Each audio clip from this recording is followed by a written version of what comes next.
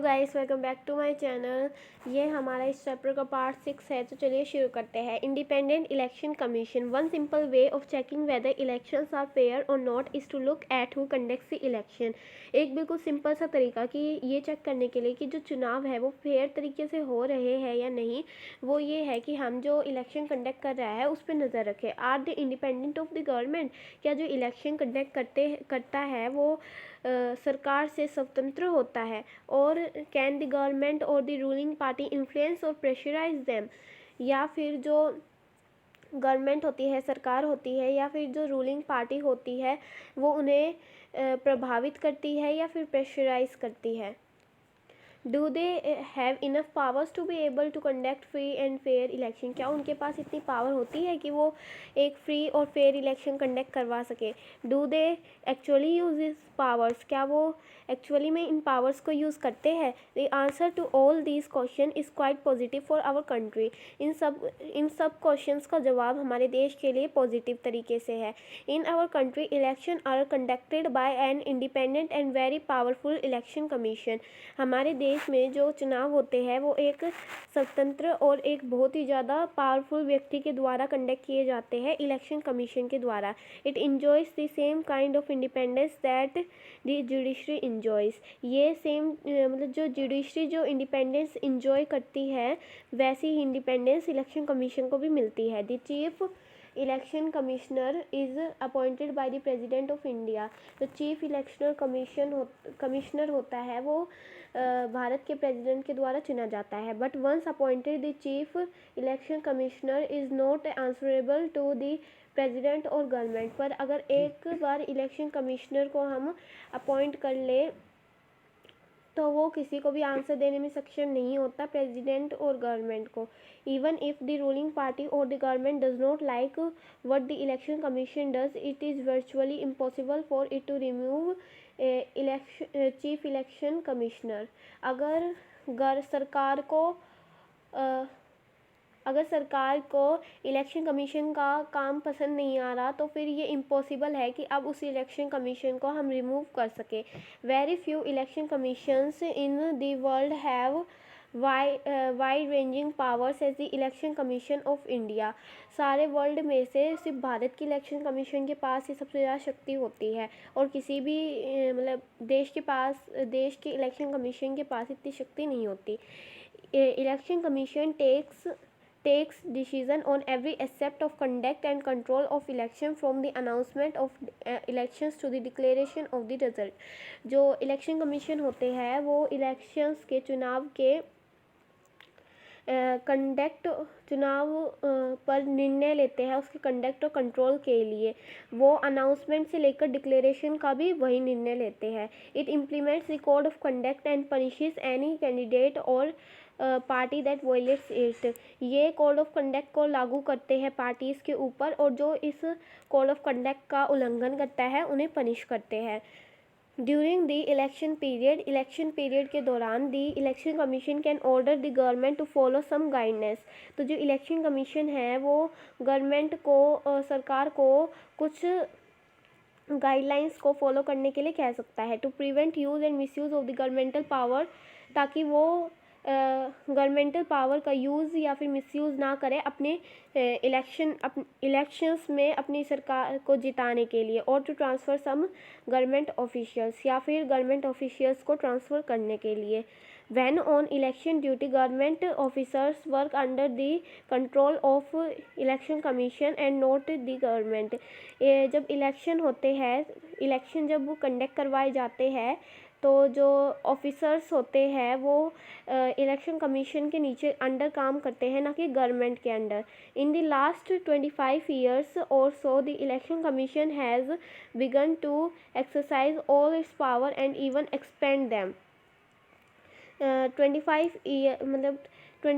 Year से लेकर जो इलेक्शन कमीशन है वो अपनी पावर्स को बढ़ाने की कोशिश कर रहे हैं। It is very common now for the election commission to reprimand the government and administration for the lapses. अब ये बहुत ही ज़्यादा कॉमन हो चुका है इलेक्शन कमीशन के लिए कि वो गवर्नमेंट को रिप्रेमेंड कर सके, मतलब कि अगर गवर्नमेंट ने कोई भी फेयर तरीके से अगर उन्होंने इलेक्शन नहीं लड़े हैं तो उनकी गवर्नमेंट को हटा सके, and administration for their lapses when election officials come to the opinion that polling was no fair in some booths or even an entire constituency, they order to repoll. अगर election officials को पता चलता है कि किन्हीं जगह पर जो पोलिंग थी वो फेयर नहीं हुई, या फिर पूरी कॉन्स्टिट्यूएंसी में ही जो पोलिंग थी वो फेयर नहीं हुई, तो वो दोबारा मतलब ऑर्डर कर सकते हैं दोबारा रिपोल करने के लिए. The ruling parties often do not like what the election commission does.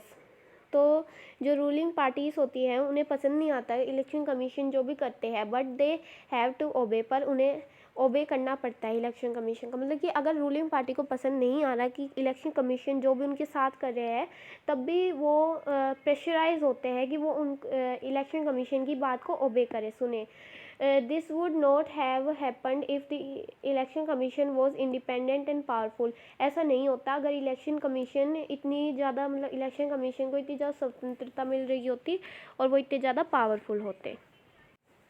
आगे देखिए, popular participation. Another way to check the quality of the election process is to see whether people participate in it with enthusiasm. दूसरा तरीका कि जो election का जो process हो रहा है वो अच्छी क्वालिटी में हो रहा है, मतलब अच्छी तरीके से हो रहा है या नहीं, ये इसको देखने के लिए हमें ये देखना होगा कि जो लोग हैं वो इस पर पूरी तरीके से भाग ले रहे हैं या नहीं, मतलब उत्साह के साथ भाग ले रहे हैं या नहीं. मतलब कि सभी जो व्यक्ति है जिनका नाम वोटर लिस्ट में है वो सभी अपना वोट देने आ भी रहे हैं या नहीं. If the election process is not free और fair, people will not continue to participate in the exercise. अगर इलेक्शन फ्री और फेयर तरीके से नहीं होंगे तो जो लोग हैं वो मतलब अपना वोट देने के लिए नहीं आएंगे. Now read this charts and draw some conclusion about participation in India. अब इन चार्ट्स को पढ़िए और कुछ कंक्लूज़न निकालिए पार्टिसिपेशन इन इंडिया में. तो देखिए पहला पॉइंट देखिए, peoples participation in election is usually measured by voter turnout figures. लोग कितना मतलब पार्टिसिपेट कर रहे हैं इलेक्शन में वो मेज़र किया जाता है टर्नआउट फिगर्स के द्वारा. Turnout indicates the percent of eligible voters who actually cast their vote. जो टर्नआउट होते हैं वो इंडिकेट्स करते हैं कि जो मतलब जिन लोगों का नाम वोटर लिस्ट में था, जो एलिजिबल वोटर्स थे, उनमें से कितने परसेंट वोटर्स ने अपना वोट दिया, अपना वोट कास्ट किया. Over the last 50 years the turnout in Europe and north America has declined. मतलब 50 सालों से जो यूरोप है और नॉर्थ अमेरिका है उनके जो टर्नआउट है वो बिल्कुल कम हो चुके हैं. In India the turnout has either remain stable और एक्चुअली गॉन अप. और भारत में जो टर्नआउट है वो या तो स्टेबल है या फिर ऊपर बढ़ा है टर्नआउट भारत का. अब देखिए इस टर्नआउट को देखिए, ये इंडिया और यूके के बीच का टर्नआउट है. तो 1991 में जो यूके का जो टर्नआउट था वो 78% था, पर 2015 में आते आते जो यूके का जो टर्नआउट था वो बिल्कुल कम होकर वो हो गया 66%.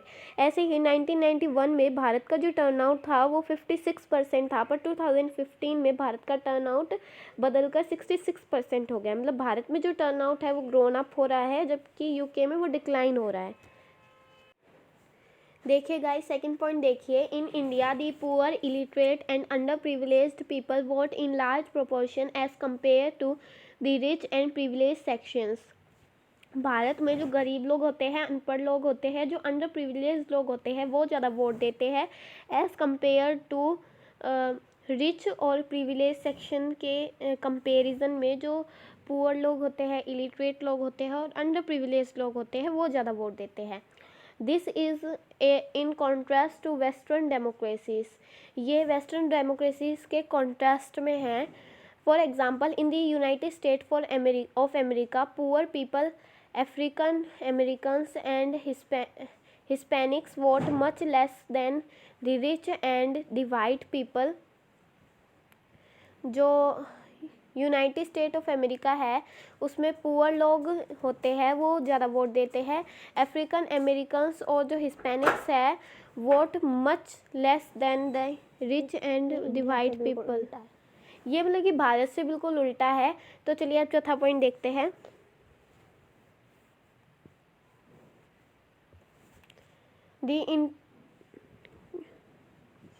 The interest of voters in election related activities has been increasing over the years। Bharat में जो लोगों का इंटरेस्ट है वोट देने में सालों के गुजरते गुजरते वो भी बढ़ रहा है। During the 2004 elections more than 1/3 voters took part in campaign related activities. 2004 में 1/3 लोगों से ज़्यादा कुछ लोगों ने वोट दिया, मतलब कि कंपेन रिलेटेड एक्टिविटीज़ में पार्ट लिया था। More than half of the people identified them self as being close to one or the other political party. मतलब आधे से भी जो ज़्यादा संख्या है भारत की, उन्होंने आइडेंटिफाई किया देम सेल्फ को और मतलब जिस पॉलिटिकल पार्टी की तरफ वो अट्रैक्ट थे उसको वोट दिया। 1 out of every 7 voter is a member of political party. मतलब हर 7 लोगों में से एक लोग जो है वो पॉलिटिकल पार्टी का मेंबर बना। आगे देखिए।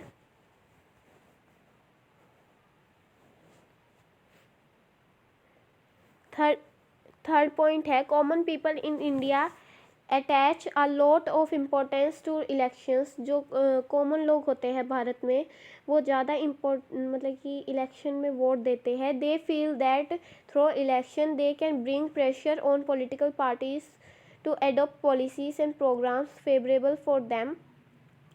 उन्हें ऐसा लगता है कि अगर वो इलेक्शंस में मतलब ज़्यादा से ज़्यादा भाग लेंगे तो वो पॉलिटिकल पार्टीज़ को पर प्रेशर बना पाएंगे कि वो लोगों के लिए अच्छी पॉलिसीज़ चुने और प्रोग्राम्स चुने जो लोगों की हेल्प करे।